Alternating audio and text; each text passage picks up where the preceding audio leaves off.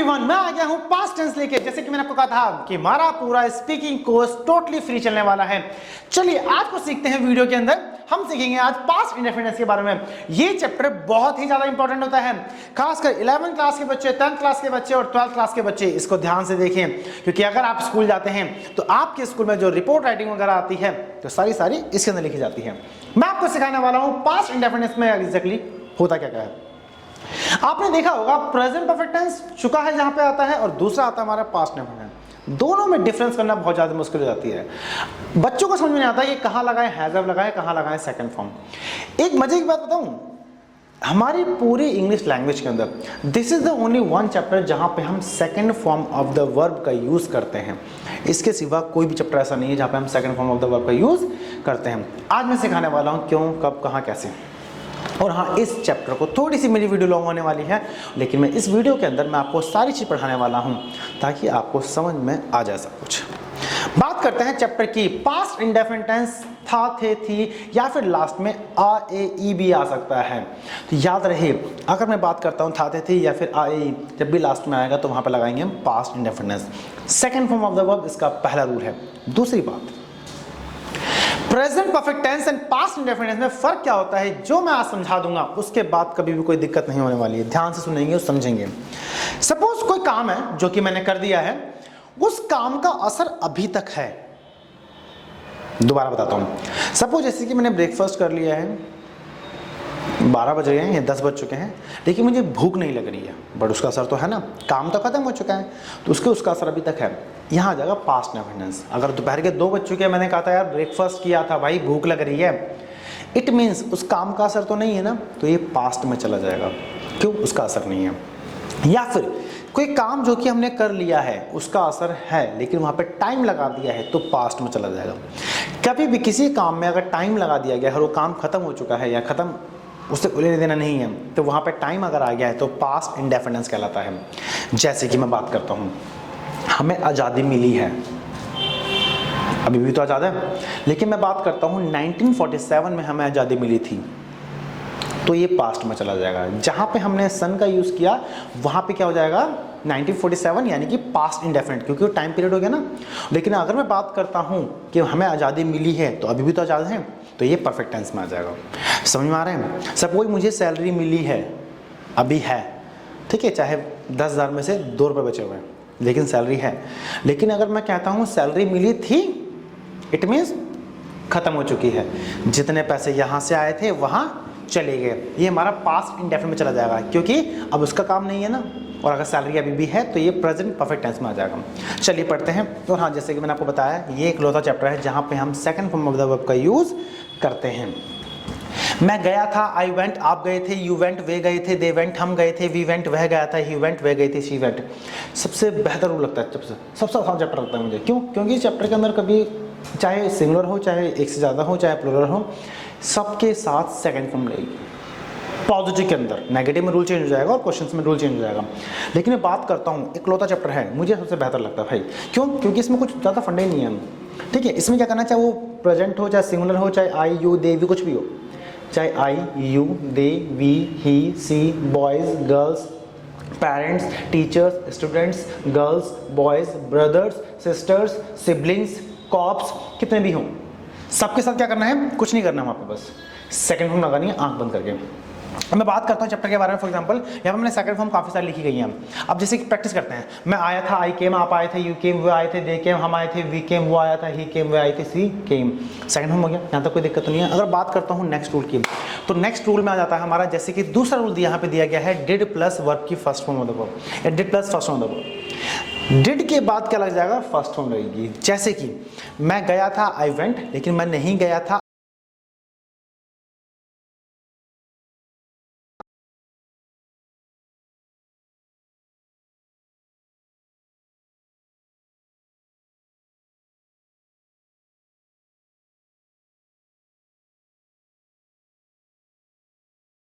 आगे जैसे कि मैंने आपको बताया था, positive, negative, interrogative, did plus verb की फर्स्ट फॉर्म यहाँ पे दिया गया है। तो यहाँ पे क्या करना है, कुछ क्वेश्चन ऐसे पूछना है, कुछ इसी तरह से फेस बना के। और याद रहे, जब भी आप क्वेश्चन पूछते हैं थोड़ा सा एक्सप्रेशन जरूरी है। अगर एक्सप्रेशन नहीं होंगे तो मजा नहीं आएगा, सामने वाला भी कहेगा रट्टा मार्किंग शायद है।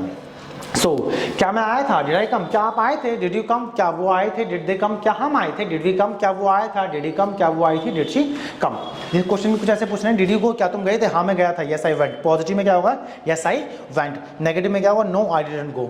क्या तुमने बताया था, डिड यू टेल, हाँ मैंने बताया था, यस आई टोल्ड, नहीं मैंने नहीं बताया था, no I didn't tell. Tell की फर्स्ट फर्स्ट आएगी यहाँ पे। मैं बात करता हूँ, चारों पढ़ा चुका हूँ, पॉजिटिव, नेगेटिव, इंटारोगेटिव और इंटारोगेटिव नेगेटिव। इसमें क्या होगा, चारों चीजें आ जाएंगी सेम वर्ड की फर्स्ट फॉर्म। सिर्फ पॉजिटिव वाले में सेकंड फॉर्म लगानी, बाकी सब में फर्स्ट फॉर्म।